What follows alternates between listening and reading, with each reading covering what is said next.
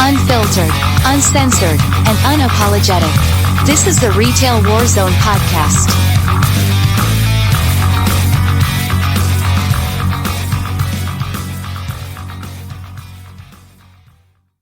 Tonight, everyone, we have the esteemed Sean William Brown with us, host of the Dear Customer podcast.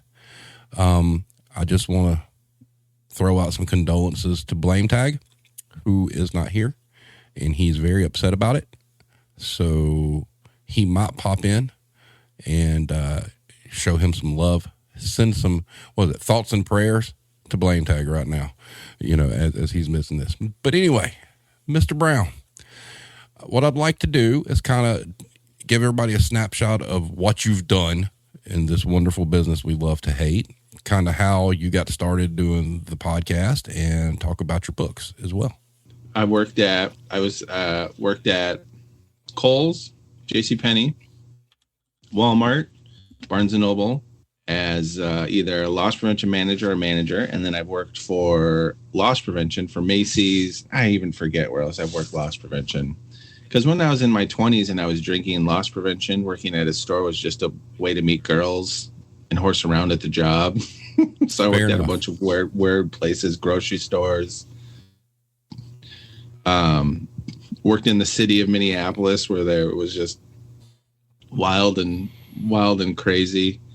But the Jack London part is that I just wanted to write what I know. So that's what I started writing, retail books, the Dear Customer book about working in a coffee shop, and Walmart, I Don't Belong Here, about working in a inner city Walmart. So yeah, that's how we're here. Man. And the podcast just kind of came about. Yeah. Man, the term inner city Walmart should frighten everybody. Yeah, I had no idea what I was getting into when I took a job there. So, which would you say more was your forte, just the management aspect or the LP? No, I was a much better manager than I was at loss prevention. I don't know. I should say the part about loss prevention that I liked the most was honestly just like catching employees, like putting together kind of puzzles about employees stealing, vendors stealing, interviewing people. But that was like very few and far between. And most retailers have loss prevention around just to blame them for random things. So audits and kind of stuff like that. It just kind of sucked. Where I really liked hiring people and building a team and, just finding people like, you can find people who like to have fun and are productive in retail. Like that's like the key. They're hard to find. They're hard to hire. But when you find them, it's like, geez, we're going to work and we're kind of having fun in a way. Sometimes it's shitty when you got to get memory cards and rewards cards and credit cards. But if you can have a team like that, it's fun. That was always my goal as a manager. So let me, I want to ask you an LP question real quick since you were in pretty deep. Do you buy into the 60% of theft is all internal? 60% of theft is all internal. It would depend on the store and the company. It seems high. I guess what I found in a lot of loss prevention jobs is a lot of the theft really was, or not the theft, the shortage was paperwork errors. Just by stuff we didn't write down damages, the home office fucks up and miss. Can we swear on this? Absolutely. Okay, good. Sorry, I want to drop a fuck bomb right off the bat and be like, whoops. But employee theft is a lot of it, especially if you have a shitty management, a shitty company, and people who, you hate working for. Like, who gives a shit? You know what I mean? You're going to quit. Why wouldn't people steal?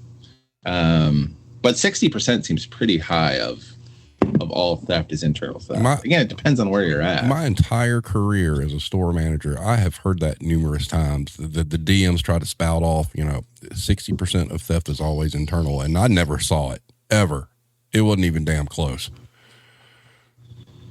And I agree with And if it, the damages and stuff like that.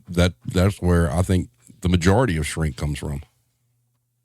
oh God, we would have, I remember being at JC Penney's and we contributed like 99% of the shrink to how they were coding drapes. Wow. So they were mispricing drapes through the inventory process. It was like,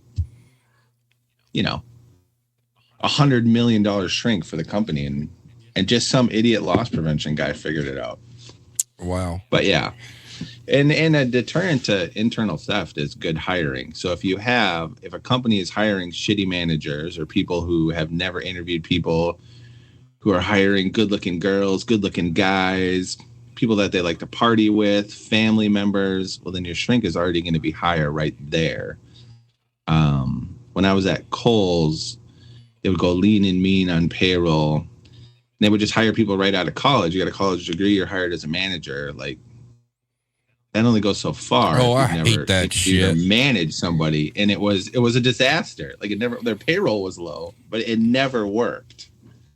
And then they were partying, pretty much with their employees, and that leads to. So yeah, so it could be 60%, but if you're a good manager and you're hiring, being good to people, it's usually much lower. I'll give you a frightening number. When I first took over a Dollar Tree in a rough part of town, the inventory came back, and I wasn't responsible for it because I'd just gotten there. Wrap your head around this one. $60,000. That's like 60,000 pieces of merchandise. And what would be that store's sales for the year? Oh, maybe 2 million. Yeah. So then you're on all the fun high shrink. Oh yes, it was terrible. Audits and all that BS. We had fucking door seals. Every time we took the trash out, we'd have to put a new seal up, just like you would have on a truck or whatnot. And it was just insanity. But when you look at it, that was like a full semi of Dollar Tree goods that just went poof, and no, that wasn't employees. I mean, shit, you didn't have shit for staff. And I remember on a busy Saturday, me and a cashier with lines on the register and people walking out the door, baskets full of goods, waving at me as they go out like, hi, look what I got. Bye. Yep. I mean, how low do you have to be to steal from a dollar store? I guess it doesn't surprise me just seeing everything you see working in retail. Another LP question for you, since you've worked in it. Have you ever heard this urban myth about Target being a cover for a security company? I have not heard that. I will say that Target invests, at least did invest tons of money in loss prevention, like random loss prevention technology, and people. Like, there was a rumor they were using like face recognition software, and I remember being like, Jesus, like, we can't even get our schedule on the computer, and they're they got facial recognition software. And so I guess I've always thought that they spend a lot of money on just random stuff, but I've not heard specifically. No, not that rumor. I've researched it, and I heard this many, many years ago that the parent company, or I guess you'd say the black money that goes into Target, that it's a surveillance company that is behind Target. And I heard this like decades ago. So like the idea is they're surveilling everybody who comes in there to like gather information about them, kind of thing? No, that like Target was kind of like a cover for the fact that the core organization was a surveillance company, kind of like a front. Mm-hmm. That is insanity. And Justice for Evan just posted in the chat, Kroger has been known to use face recognition. Wow. And you're right. We can't get schedules to damn work, and we got companies out there like doing Minority Report bullshit. Yeah. Wow. Yeah, we can't get the most minimum, basic, helpful thing that, like, if everyone could see your schedule, it would be really nice. No, we got to post it on a bulletin board. the day before. So let's get into a little of that. You know, you've got a lot of experience in the business. You've written books. You know, pick a topic, something that just gets under your skin, that irritates the ever-loving shit out of you, that we can just discuss and rant about. You've got to have something that's like top of mind that aggravates you anytime you hear it or see it. Well, there's like a million of them, but actually we could like start with Target, because I feel like so Target, I live in Minneapolis, and Target, this is where Target's home office is, and we will have these endless articles in the newspapers about how great everything is.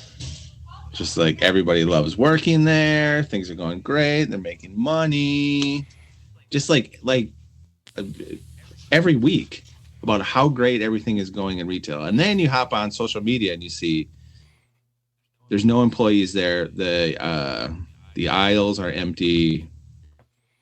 There's all these crazy shoplifting videos. And it's like, are these retail home offices like paying these reporters to make things look like everything's great? It's like a very odd thing to me. And it seems that like even like JCPenney will have articles in like Business Insider about how this is great. Employees are so happy here. Knowing that's bullshit. But why? I don't get it. Well, I think something I saw today, I mean, I think Kroger's a prime example of that shit. I mean, they're like this media darling here recently, and you're hearing all this good shit, and then you've got like all these reports talking about how all their employees are basically in poverty and shit. I mean, you're right. They've got to be paying people off. Got to be. It's very weird. It's very weird, these reporters. And sometimes I'll interact with reporters who post kind of their own stories about just like, what the hell are you talking about? And they never reply, and they never, they just go away. I don't even know if the reporter's real. Oh, it's a very weird thing that's like across the world about make this look like everybody is happy. Yeah. I mean, JCPenney's, when you talk about pennies, that invokes images of Kmart for me, because I think they're probably on the same damn trajectory. JCPenney's just a slower burn than Kmart has been. But you're right. I mean, God, just look at retail Twitter. They ain't nobody happy. I remember I interviewed for this position with JCPenney, and they flew me. Such a waste of money. If you want to know why JCPenney's is going down, there's a big reason why. So they had this it was in Plano, Texas, humongous home office building. They had a robot that delivered the mail. They had a restaurant inside, a bar. It was ginormous. All of these regionals and vice presidents and consultants, and they're all just having the happiest time. Free lunch every day, free snacks, no money into the store, no extra help, no extra coverage. It seems like everyone who works in the store is just like, oh, wow, if we had 3 more people, life would be pretty easy. And every home office retailer is like, no. We're going to hire a consultant, and they'll help your job become easier.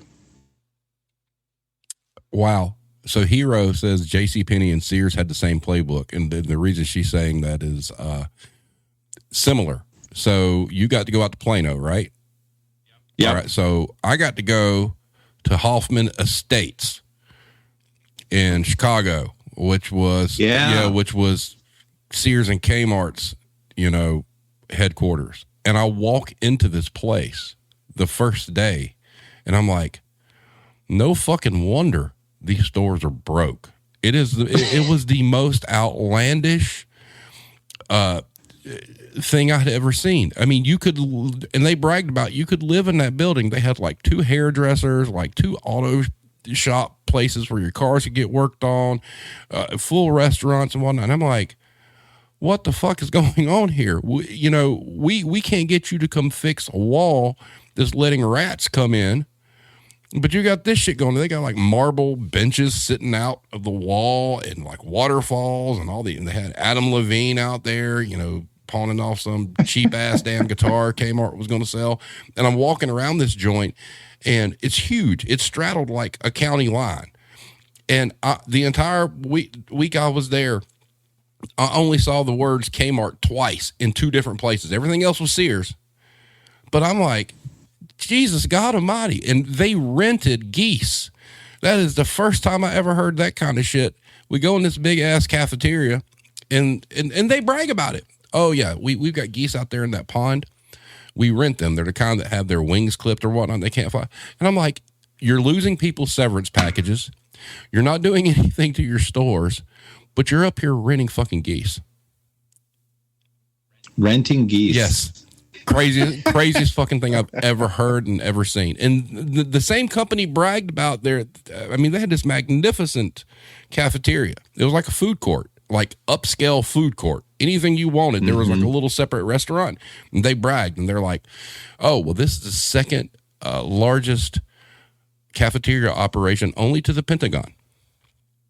Jeez. And I'm like, you guys can't send us security tags to put on merchandise, but you got this shit going on.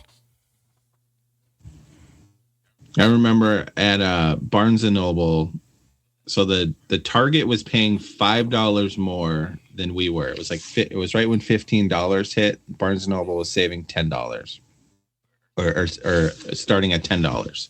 And so someone who had worked there, like 3 years, was making like $10.75.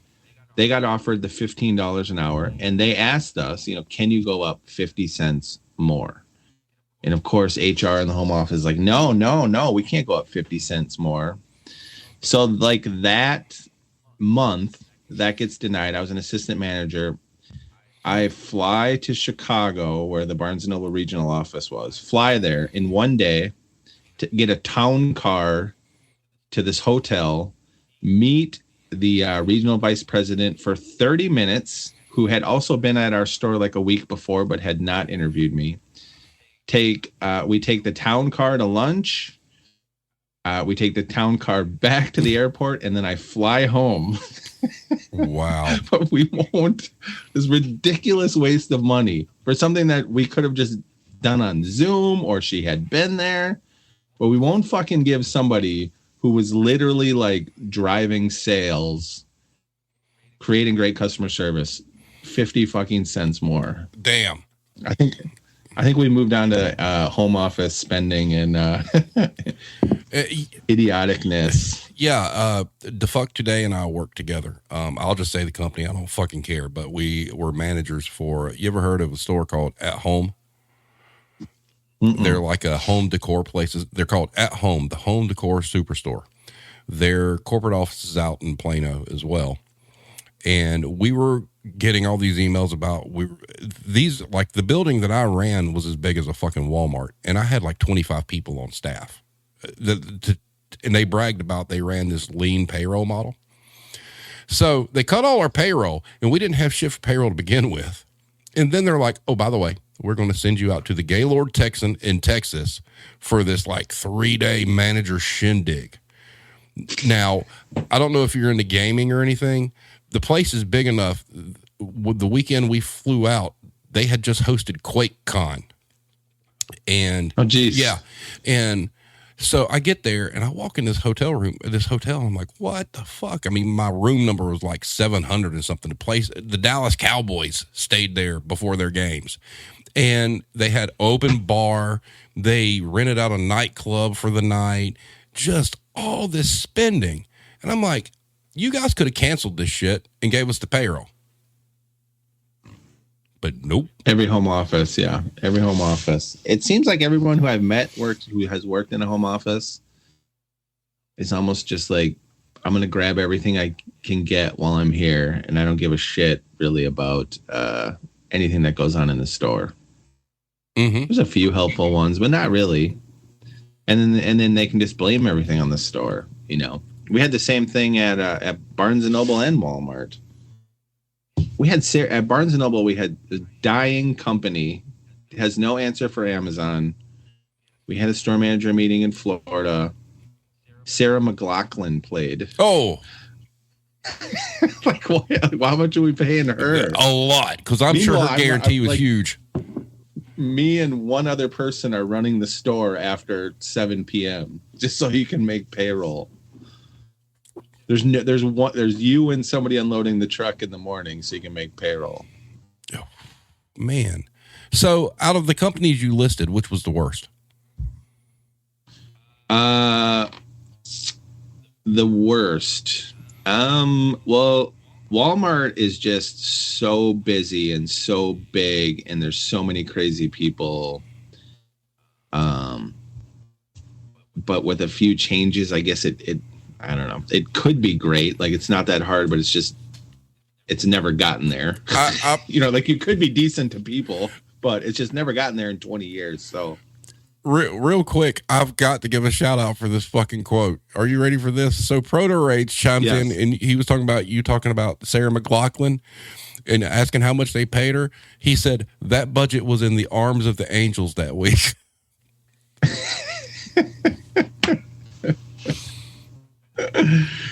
Damn. Now I've lost my train of thought. That was great. No, you were talking about Walmart, how busy it was. Walmart. So Walmart there's just so many crazy people there. It's so big, whether it's managers or regular employees or thieves or everybody. It's just so big and so fast, and you do so much in sales. But really, I think the worst place I ever worked at was Kohl's, because it was such lean payroll at the stores that I was at. Really, like, attracted just so many weirdos to come in, whether it be like perverts or just like weird people, because there was nobody there. There was nobody there to watch them. They just kind of come in and fuck around, and it'd be like you and 2 teenage girls and a bunch of weirdos, and it was never going to change. There was a million things to do. I don't know. I guess that's kind of where I go. But they all suck. Yeah, I mean, they all do. The level of suck just depends on where it's at. Yeah. I think you made that, that statement earlier. You're right. It really depends on where your location is on some of these situations, to the degree of shittiness it actually is. Definitely. Yeah. Like, if you're in a nice cushy spot that, isn't going to attract a bunch of homeless people, drug addicts, that's one thing. If you have, 9 homeless guys lined up in your bathroom nailing each other, oh shit, you have to address it. It's like not something they tell you about in the job interview, or send the 19-year-old manager who is their first day, like, hey, head over there. Tell those guys to quit stooping in the bathroom. So what's the worst, like, not necessarily LP, but let's just say, like, overall, because you've worked, quite a few different places, worst, like, customer meltdown you have seen? The worst customer meltdown, whether it be theft or not. I guess there was a lot of, so when I worked at Barnes & Noble, I worked in a rich suburb of Minneapolis, and there was a bunch of just like your classic Karen who can't believe that we can't do this or that. But my mind goes to a lot weirder. And I remember catching this woman shoplifting at Kohl's, super freaked out, didn't think she'd get caught. And she came right into the loss prevention office and took a shit right on the floor in front of us. Wow. Yeah. Whoa. So once you win. Once someone's so nervous to take a shit right in front of you, right on the floor, and it was me, an assistant manager, and another guy. I mean, like, once you see that, like, you're not really fazed by like that much. It's everybody else who, like, I've been punched in the face, and I'm like, wow, at least she didn't shit on the floor. Wow. I got no words for that. Our Irish Connection asked all the places you worked, who had the worst HR, or are they all just equally useless? Oh, wow. That's a tough one. I would have to say Walmart had some horrible HR. I don't know where they found these people. I've talked about it on my podcast. I've just like people who have like honestly like never been out in the world. They've certainly never worked in a store. I had a friend who referred to a TomTom. You know, you might remember these before cell phones, but you'd put them in your car and they were like the GPS tracker. And this HR woman thought that he was making a Native American slur. That the TomTom was? From a TomTom, and was going to fire him. And he's got kids, and this is like a good job for him, and he's like freaking out. And it was all up to this idiot woman. This idiot woman had so much power. And she didn't like go to the internet and look up TomTom or go over to our sporting goods store. And there was a lot of people like that in Walmart. And if you wonder why Walmart is always consistently in trouble with dumb things, it's because they have dumb people working for them who overtake the smart people there. So you're saying there's strength in numbers? Yes. And unfortunately, HR strength in numbers. A TomTom. Yeah, unfortunately, it wasn't IQ. Too. Wow, that is fucking nuts. You had another question. A hero asked, "Do Walmart greeters really make a loss difference?" When I was there, they did not. They could have. So when I was hiring for Walmart, and I don't know how this started, it was like somebody would come in to apply and they were not right for any other position. And managers would be like, all right, we'll hire them for a greeter. Like at least they can do that. Instead of hiring kind of like a regular person who would interact with customers, could like deter theft. So just kind of like, I don't know, no one ever told us to do that, but that's how it went. So you interview someone and they'll be like, well, I love to start fires and geez, it's so much fun. You know what? You're not right for anything else. I'm going to make you a door greeter. I'm going to make you, you know, a people greeter. Oh, shit. And that's all why you have so many weirdos. You're just like, So let me ask. Plus, go ahead. So somewhere there's someone in the chat that knows where I'm going with this. So is the greeter position where employees go to die? Like you have like an associate that just is shitty at everything you tried. Let's say you hired him to work, you know, like the stock crew or whatnot, and that didn't work out and they move him somewhere else and they move somewhere. Eventually, do they wind up being a greeter? So the saddest thing I've ever seen, I walk into a Walmart in the outskirts of Minneapolis, and a former district manager is the door greeter there. And I was just like, what? Holy shit. What happened? He's like, just cutting down on hours and this and that. District fucking manager was a door greeter. Yes, that's where you go to die, the door greeter. That's the last spot. I felt so bad. I hate being made to feel bad over district manager, greedy idiots. But that was a tough one when you're like, holy shit, what happened? Wow. And he wasn't addicted to drugs or he wasn't an alcoholic. He's just a fucking idiot all the way down. That's what you went from 6 digits to a fucking door greeter. He's making minimum like $300,000 a year. Plus probably some crazy shitty bonuses. Plus, you know, going down to Florida and partying. To a door greeter. Holy fuck, man. That may be the best story ever. That is like, you talk about crash and fucking burn. Wow. My jaw never drops. I've seen everything. And it was just like, oh my God, what are you doing? What are you doing here? Lord, man. I going from a DM to a door greeter. That's some shit. That I love these questions. Oh yeah. The chat will get into it. Irish asked, what is the funniest thing someone tried to steal? The funniest thing. We had a lot of two things. One is when a wife tries to steal a dildo or something like that, a sex thing, but then the wife gets caught stealing and the husband didn't know they were stealing, so you go out to stop them, and the guy's like, well, fuck you. We didn't steal anything. And I was like, oh, I'm going to need those vibrating condoms back.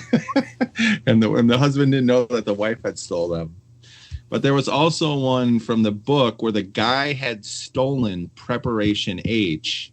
I wrote about this in the Walmart book, and he thought it was for his teeth. What? And so he thought it was some sort of like tooth soother. So if we hadn't caught him shoplifting, he would have put Preparation H in his mouth. Oh my God. I don't think he appreciated us, but yeah. Well, that's like, where I live, here in the South years ago, they did this skit because somebody actually bought KY jelly and thought it was Kentucky jelly.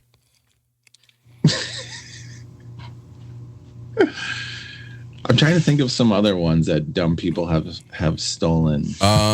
Proto Rage says, I'm sure the answer to this is a big yes. Have you ever witnessed someone attempt the old sticker swap and pay? Oh my God, a million times. So one time I was just on Twitter the other day, actually on TikTok. There's a bunch of people who kind of like post these things about how they go through self-checkout and they'll ring up an Apple for an Apple computer or whatever. So right at the beginning of self-checkout, I'm working at this grocery store, and we decide just for one day, it's just a normal store in the suburbs of Minneapolis, we're going to pull the person who kind of monitors it and see how many people we can kind of like catch fucking around. 28 fucking people in one day. 28 people, when they saw that person leave, either would scan a bunch of random stuff. They would scan like all of the baby food and then throw a bunch of dog food in the cart. A lot of people would do kind of ingenious thing where they would scan a case of root beer and then have cases of beer, or they would grab like a 6-pack of bottles and switch out the soda and put the alcohol in there. At this grocery store I was working at had high-end beer. Ooh. Yeah, so then you scan a $4.99 6-pack when it's really like $15.99. Life pro tip.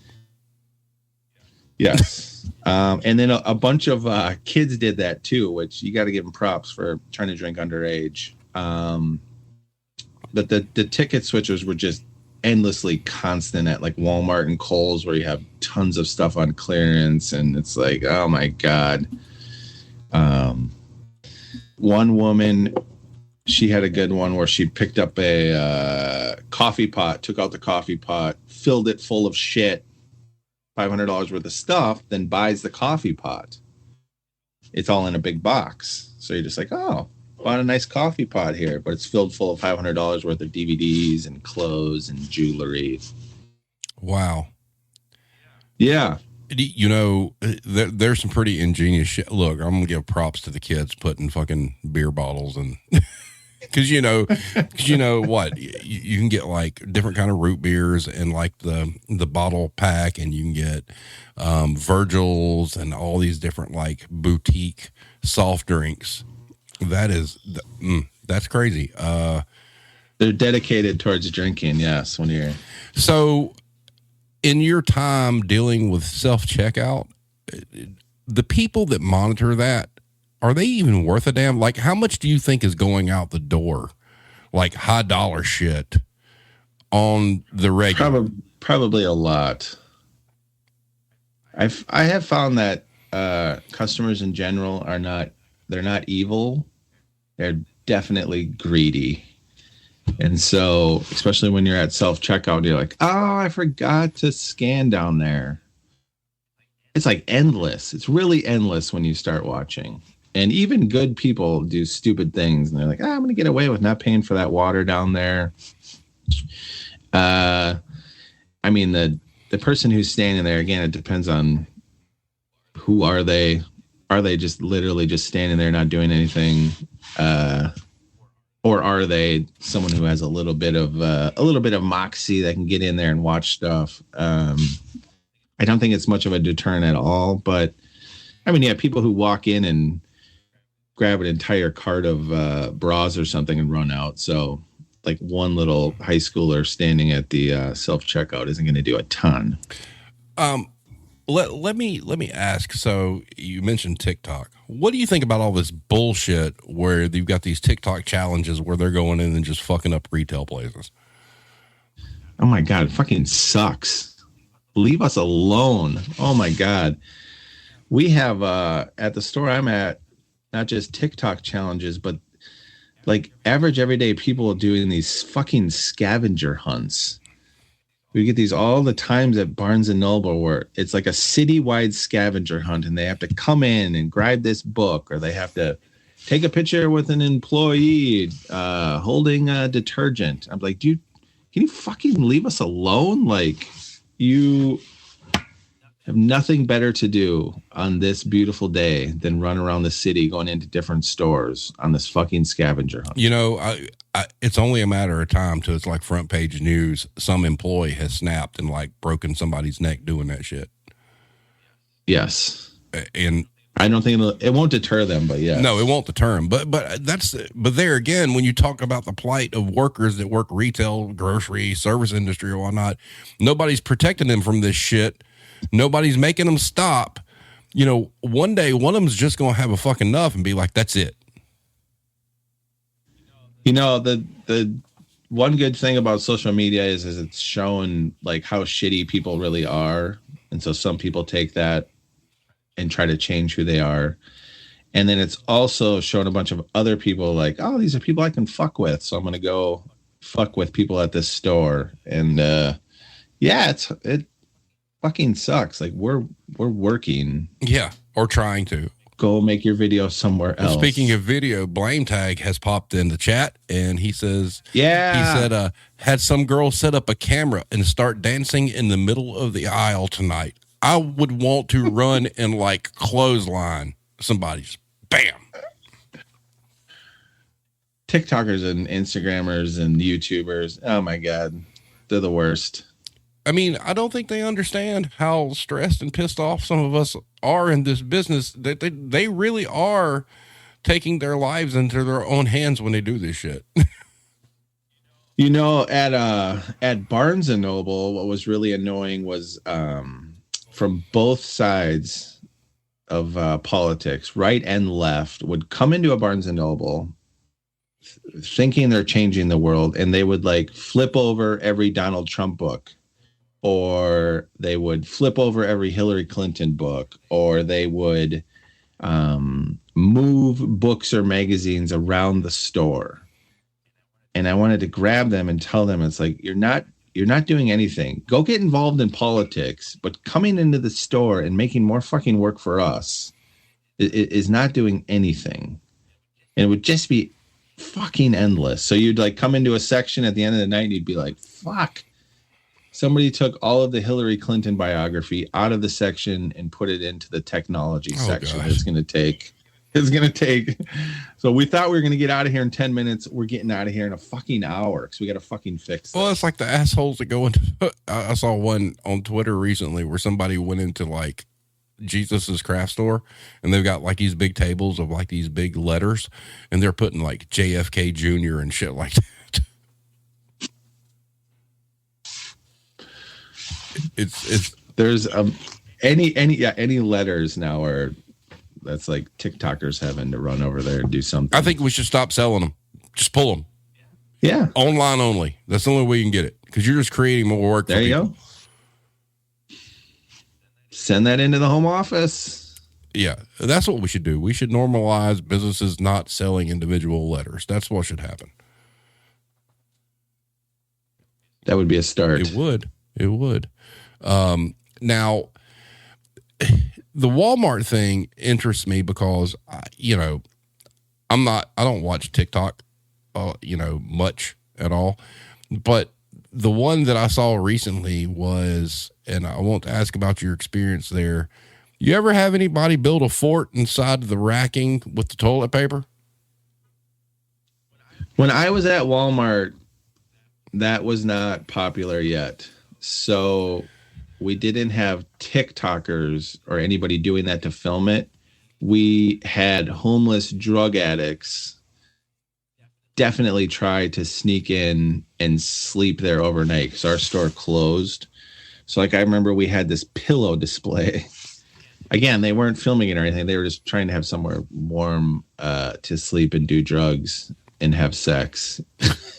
Wow. Hey baby, let's have So sex in the they would Walmart. sneak into the middle of the pillow display, and we would have, every night one on like the closing checklist, it was like, check the pillow display. At one of the stores that I do loss prevention for, we had, I don't know if they were building a fort. I've seen that on TikTok too. People just come in and do the weirdest shit now. You don't even know what they're doing.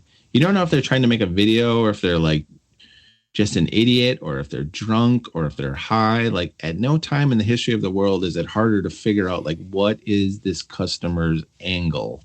And us as customer service people are trying to be nice and trying to help them.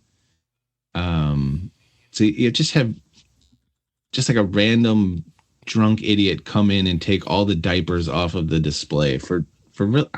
Like what world is he in? I don't know. But he took all of the diapers off and it's going to take us like an hour and a half to put everything back. Little things like that. Yeah. This is a good question. And I'm going to piggyback off of it and ask you another one since you were an LP for a while. What do you think of minimum wage workers running after shoplifters? What motivates them to do that? And then my add-on is, it's been my experience is the employee that you have that is most gung-ho of catching shoplifters is a thief themselves. So to answer your piggyback question first, 100%. Any employee who is super fucking mad at shoplifters is stealing. I have definitely see that too. Like they're just so upset. They're so upset. Endless people. Oh my God, they can't get away with that. That's what I'm watching. So two things with the running after shoplifters. Usually it's against store policy. And the reason is because at this point so far in the world, if a person gets hurt, it costs the company more money than if they lose merchandise. And at some point, it might switch, but that's the way it is right now. So it's not that the company, I don't think these home offices don't care about us. It's just that it's more expensive if a person gets hurt. So that's kind of like my big picture. When you work in a store, there's fucking nothing worse than getting hit by shoplifters. It's super hard on morale. It sucks to work there. Somebody comes in, steals, runs out, and nobody can fucking do anything. So I can see why people do it. I always tell this story about I worked at the store and the regional manager came to visit us. And he was like one of these regional managers. He's actually a vice president. He wanted everybody to know that he used to be in loss prevention. And he's like, oh my God, I know these cameras. I'll help you out here. And we catch this chunky 15-year-old girl shoplifting. He's like, I'm going to go out with you. I'll show you guys how it's done. There's three of us walking out there. This was somewhere in South Dakota. I don't remember what city. We have to stop her. He's like, hey, we're with loss prevention. She turns around and maces him. Wow. Only him. We were all like this. His eyes were fucking just huge. And so I always tell that story when people are like, fuck these shoplifters. I'm going to run out and get them. This is bullshit. Like, there is just such greedy people and they do such dumb stuff and they don't care about us. And that was a girl who wasn't even on drugs. So all of a sudden, if you're addicted to drugs, you're going to do fucking anything to get this merchandise so you can sell it for $20, $50. I know how shitty it is to have people steal from your store, but I never recommend anybody doing anything. Because there's weird people out there. Well, in society, so unhinged. I mean, we just watched, two Hollywood actors slap it out on TV. So, it's like, my argument has been, what happens if you get the wrong one who is down on their luck? They've got no money. They've got evicted. They're losing their wife. They're losing their husband, whatnot. They got nothing else to lose, but somehow, some way they're packing heat and you go out to chase them out the door. He turn around and shoot you in the face. Yep. I totally agree. Yeah. it sucks when you're working there. It's so hard in the moment.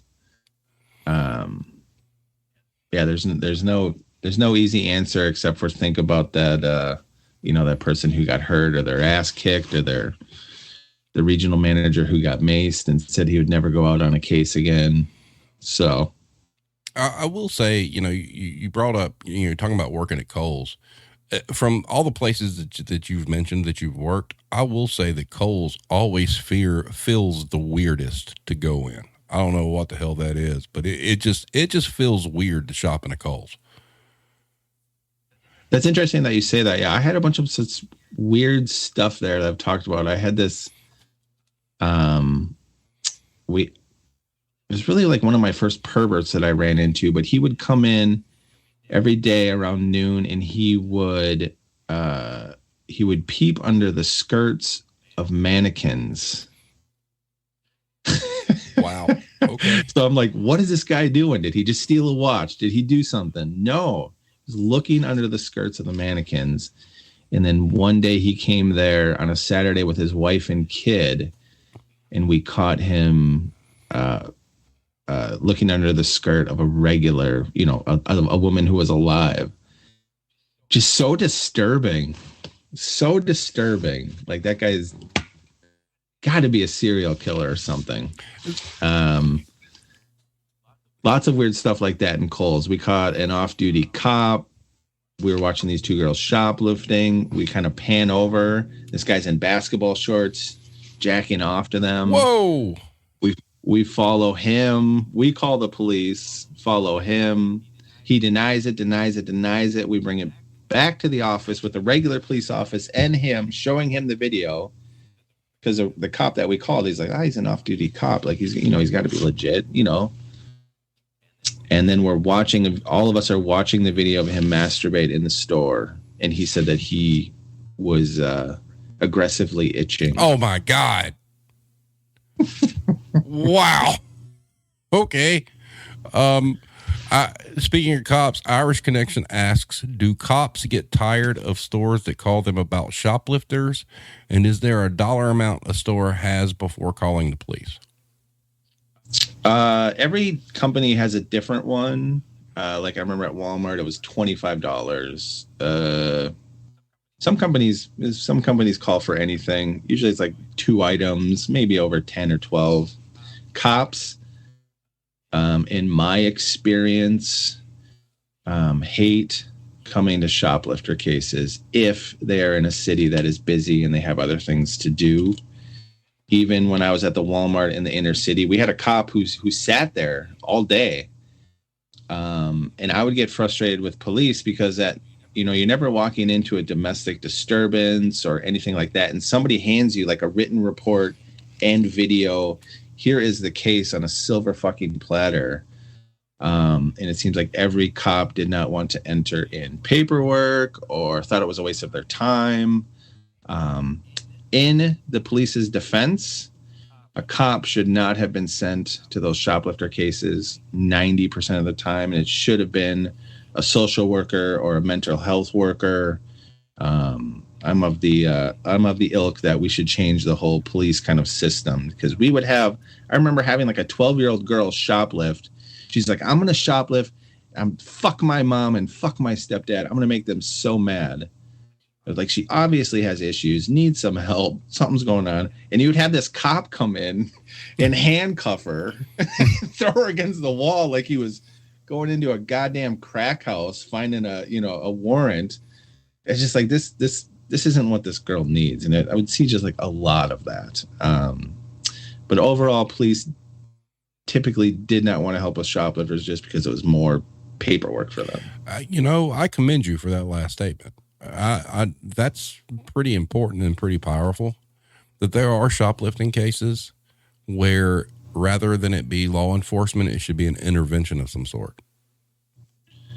A lot of them, especially at like Kohl's and JCPenney's, where you're catching 15-year-old, 16-year-old girls, 20-year-old girls stealing clothes, like tons of them, thousands of them. They need, something's going on. They need somebody to get in there. They don't need to be thrown up against the wall and handcuffed or, yeah. So on one hand, I give cops a hard time for a lot of shit. And on the other hand, like they're asked to do a lot of stuff that's just shouldn't be part of their job. And I don't know how we got here, but we got here. You're right. I mean, that's, I've got to say, I mean, that's an impactful fucking statement, man. I mean, because like I said, who steals from a Dollar Tree? Somebody who obviously is going through some shit, and they're looking at, they're stealing like Vienna sausages or some shit. And you're right. They don't need to, it's not like a Rambo situation. And 9 times out of 10, a lot of these cops, there's a dollar amount they're not going to prosecute on anyway. So you've just wasted their time. So why not have a system set up to, if you got somebody who's stolen like a $5 box of Twinkies or some shit, there's got to be some other way to handle that. Definitely. Yeah. Like that kid who ticket switched the beer, he doesn't need to take, a cop off the street doing something more important. If there is something, when we could maybe send over somebody who's being like, you fucked up on this one. You gotta wait till you're 21 to do this, but lots of different approaches, especially if you're in a population that has homeless people come in and steal, even if it's like a soda or a snack or something.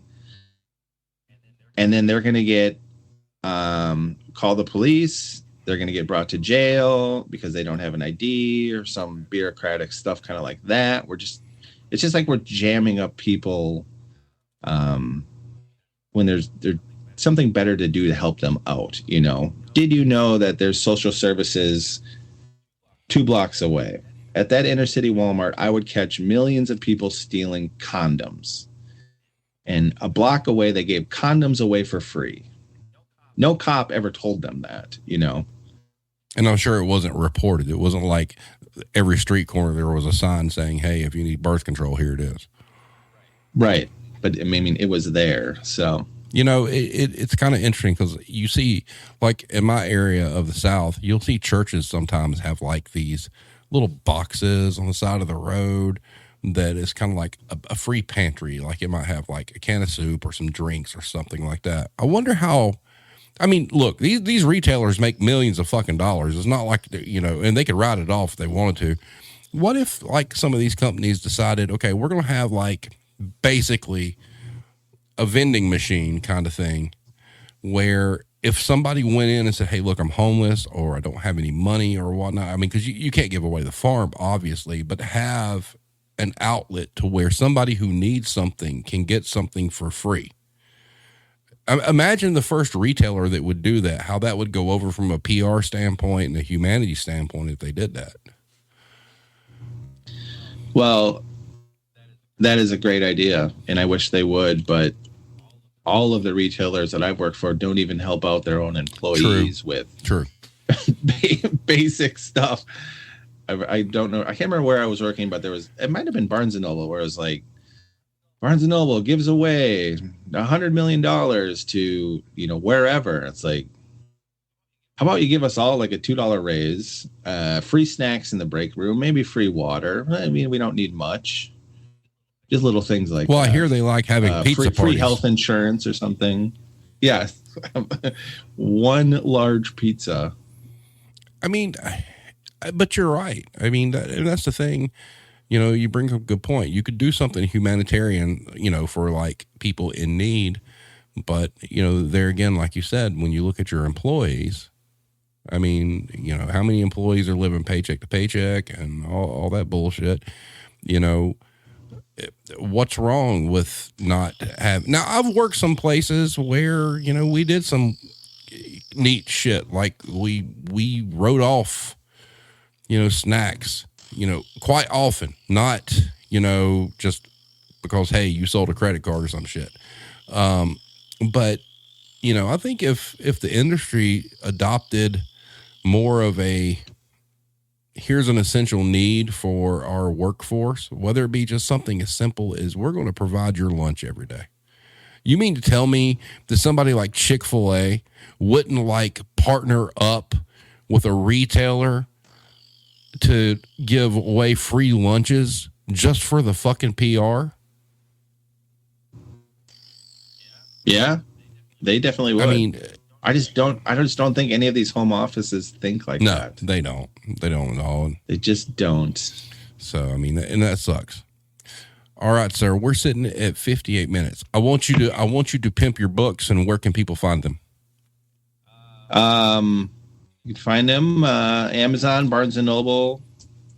Dear Customer, the book about the coffee shop, I should note, is being re-edited right now and will be available re-release with some a little bit of new material, hopefully before the holidays.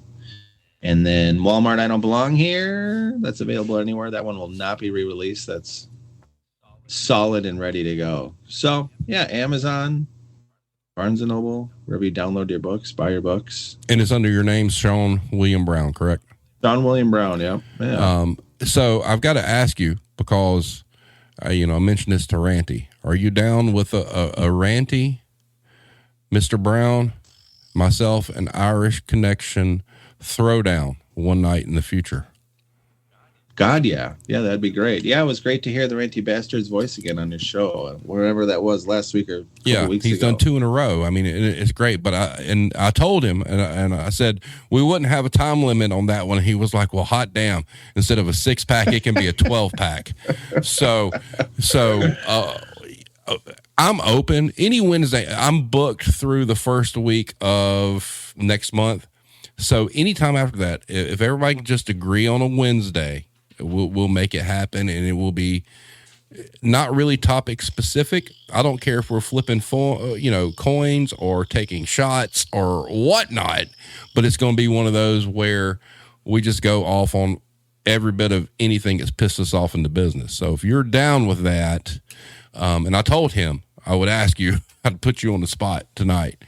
Definitely. Yeah. I'm in for whenever. Give me the date and I will make it happen. Sweet. That is awesome. I want to thank you so much for being here. And, you've done great work, man. There's a lot of people out there who try to, really enlighten people on all the bullshit we go through.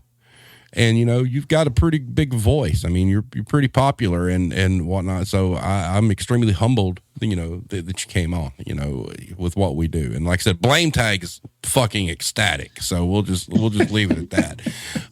But thank you so much, man. I've enjoyed it.